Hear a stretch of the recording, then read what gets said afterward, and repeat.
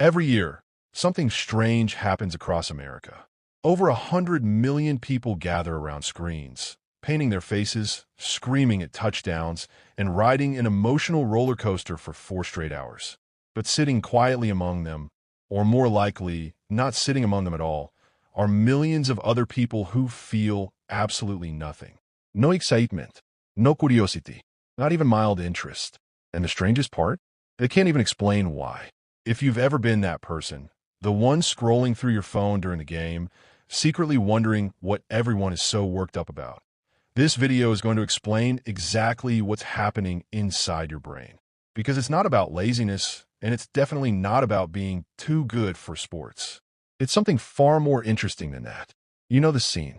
It's Super Bowl Sunday. Your coworkers have been talking about it all week. Your family group chat is blowing up. Someone's throwing a party, and the invitation assumes you're obviously coming. And you're sitting there thinking, I genuinely don't understand why this matters. You show up anyway, maybe out of obligation. You eat the wings.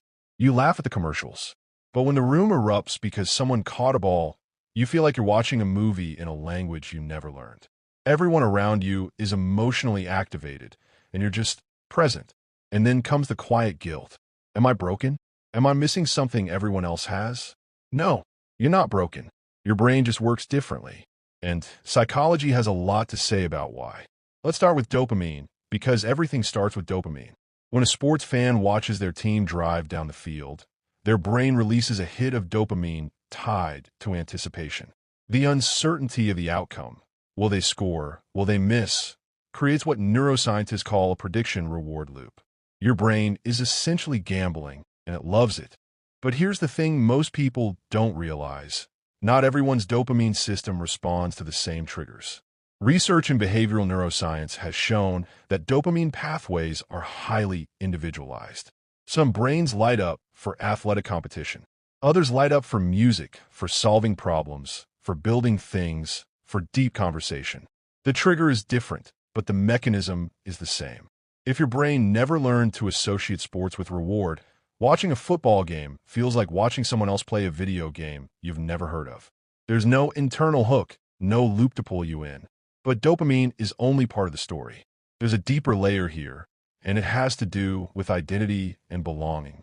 Humans are tribal by nature. We evolved to form groups, to signal loyalty, to share collective experiences. Sports fandom taps directly into this ancient wiring. When someone says, "We won last night," they're not being grammatically confused. They genuinely feel merged with the group. Their identity is partially constructed around that team. Now, for people who don't care about sports, this tribal bonding simply attaches to something else. It might be a creative community, an intellectual circle, a fandom around books or films or technology. The psychological need for belonging is identical. It just finds a different home. The problem is society treats sports as the default tribe. And when you don't belong to the default, you feel like an outsider in your own culture. There's another fascinating factor that psychologists call stimulation threshold. Every person has a baseline level of sensory and emotional stimulation they need in order to feel engaged. People with a lower threshold, often linked to traits like high sensitivity or introversion, can feel overwhelmed by the noise, the crowds, the intensity of a sports event. It's not that they dislike fun. Their nervous system simply processes stimulation more deeply, and loud, chaotic environments can feel draining rather than energizing. On the other hand, people with higher stimulation thresholds often crave that intensity.